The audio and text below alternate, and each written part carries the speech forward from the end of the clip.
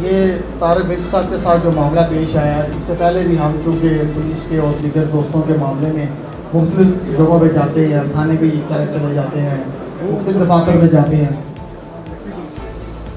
issue ये है कि यहाँ पे CPO रावलपिंडी सहाफ़ियों के हवाले से वो बकायदा पार्टी बने हुए हैं और ये खाली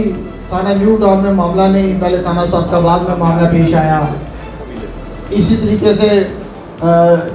जब PTI की गवर्नमेंट थी, एहतजाज आ रहा था, इलेक्शन का टाइम था, उस वक्त भी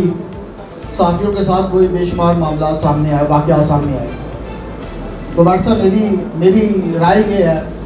कि CPO इस वक्त रावलपिंडी में फरीक बन चुके हुए हैं, तो हमें RPO के दफ्तर के सामने